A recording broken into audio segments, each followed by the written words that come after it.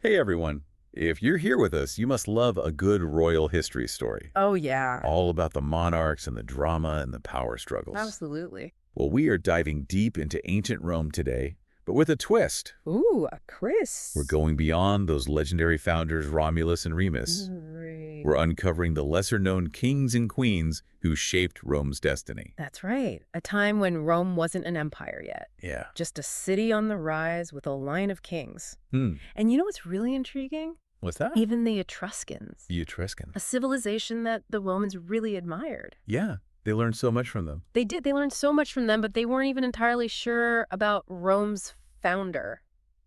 Even the Etruscans, they gave the Romans their alphabet, Right. their architecture, so much of their early culture. It makes you wonder if Romulus was even one person. Ooh. Or more of a title, you Yeah. know?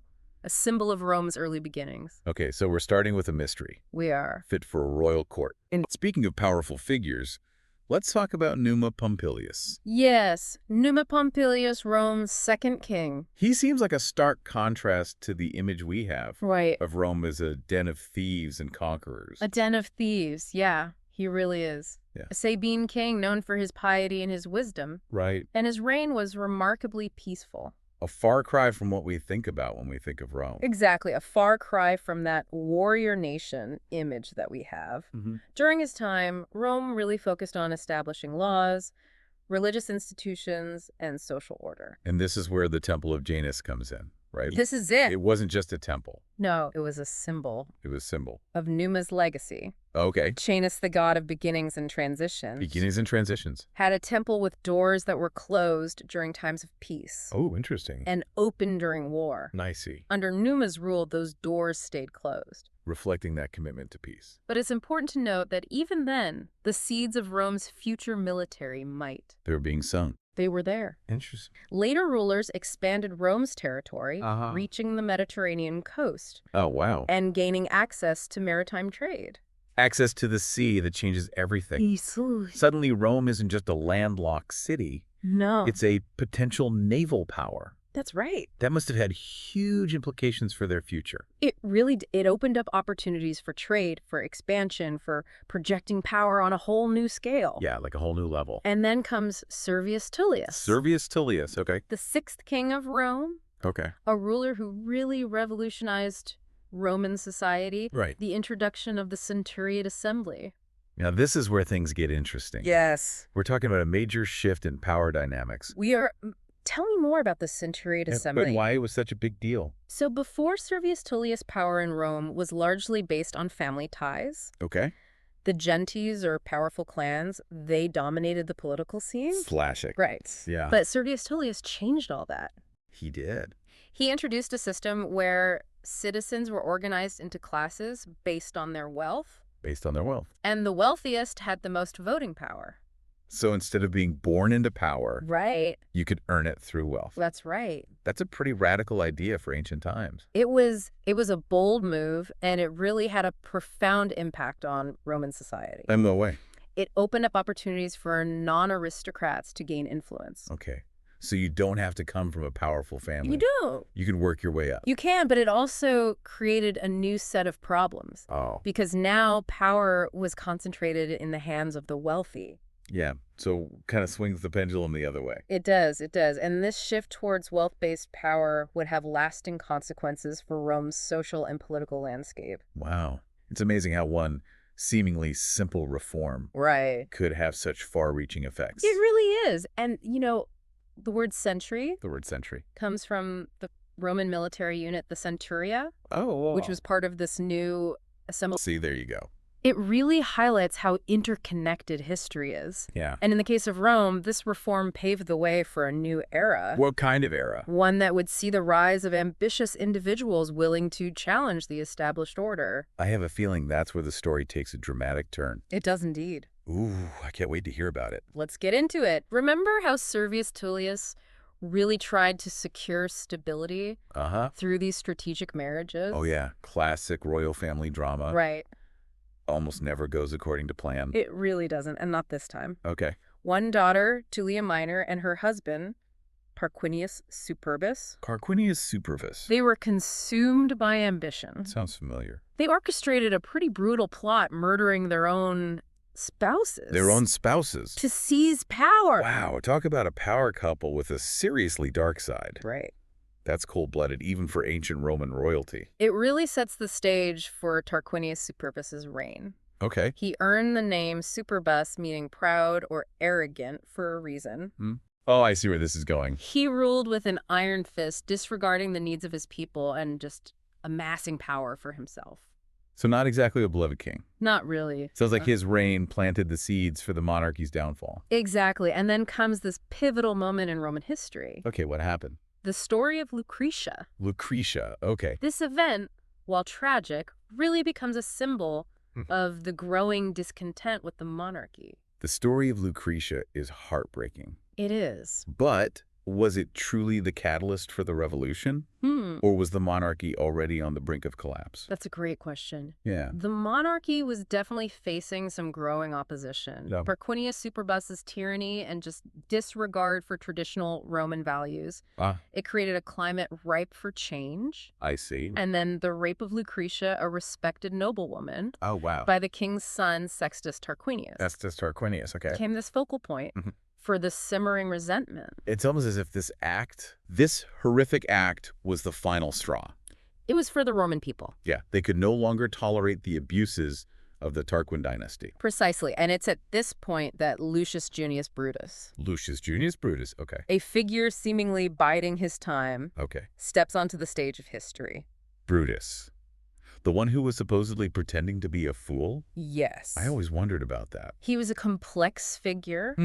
Brutus had his own reasons for despising the Tarquins, Okay. but he was also incredibly astute. Right. He recognized that the public outrage over Lucretia's fate Yeah. was a golden opportunity. Oh, I see. He used the tragedy as a rallying cry, demanding the expulsion of the Tarquins and an end to the monarchy. So Brutus, the supposed fool, turned out to be a master strategist. He did. Wow.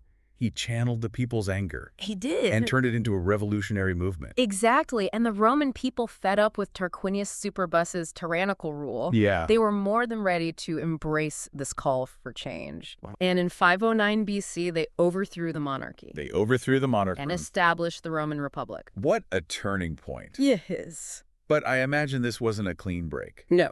The Tarquin family wouldn't just go quietly into the night, would they? Right, they did not. They made several attempts to reclaim the throne. Oh, so there was still some drama going on. Oh, yes. There were years of conflict and instability. But despite these challenges, the seeds of a new Roman identity were sown. Okay. One rooted in the ideals of shared power and civic duty. It's incredible to think that Lucretia's story, Yeah, a story of immense personal tragedy, it is. played such a pivotal role in shaping the course of Roman history. It really is a reminder that individual acts of courage and defiance can have far-reaching consequences. It's a reminder that they really can. They really can. And her story became a powerful symbol, inspiring resistance against tyranny for centuries to come. Wow. Her image appeared in art and literature. Hmm. It's a testament to her enduring legacy. Yeah, for sure. But let's not forget, the transition from monarchy to republic was just the beginning. Just the beginning. Rome was now faced with the challenge of creating a government that wouldn't repeat the mistakes of the past. Okay, so the monarchy is out. Yes. The republic is in. The republic is in. But what did this republic actually look like? Was it a democracy in the way we understand it today? Not quite. The Roman Republic wasn't a democracy in the modern sense. Okay. Power was still concentrated in the hands of the wealthy and elite. Okay. But it was a significant step away from the absolute rule. Away from the king. Away from the king. Okay. That's right. So how did this power sharing actually work in practice? What were the key institutions of this new Roman Republic? Well, Brutus, the man who spearheaded this whole revolution, he proposed a system with three main components. Okay, what were they? The Senate. We know about the Senate. The Centurion Assembly. Familiar with that one. And the consuls. Consuls. Sounds important. They were. What exactly did these consuls do? Think of them as the chief executives of the Roman Republic. Okay, the chief executives. They were elected annually by the Centurion Assembly. Yeah. And they held a wide range of powers. Like what? They commanded the army. They presided over the Senate. Okay.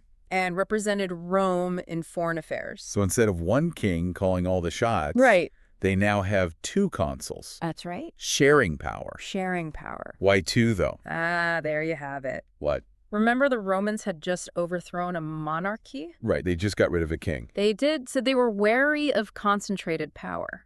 Oh, that makes sense. So having two consuls, each able to veto the other's decisions, Right. served as a safeguard against tyranny. Checks and balances. Exactly. The Romans were ahead of their time. They were onto something there. But did this system really work? No. Could it truly prevent abuses of power? It definitely made it harder Okay. for anyone to seize total control. Okay. But just like any other political system, the Roman Republic wasn't perfect. It sounds like politics hasn't changed that much Not really, no. over the centuries. The aristocratic families, they still wielded significant influence. They always do. Right. And the system was susceptible to corruption and factionalism. But despite its flaws, the Roman Republic endured for hundreds of years. It did. It must have been doing something right. It was, one key was adaptability. Okay. The Romans were pragmatic.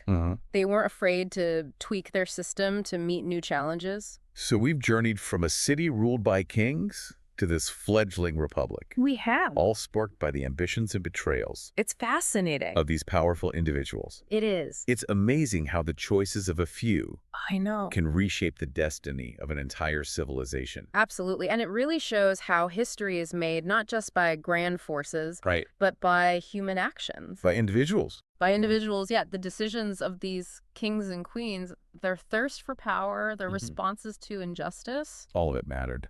all of it had this ripple effect that shaped the course of Roman history.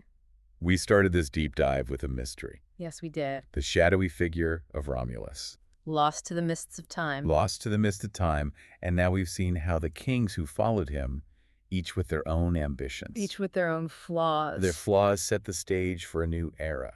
And their stories leave us with a thought-provoking question. Okay, give it to me.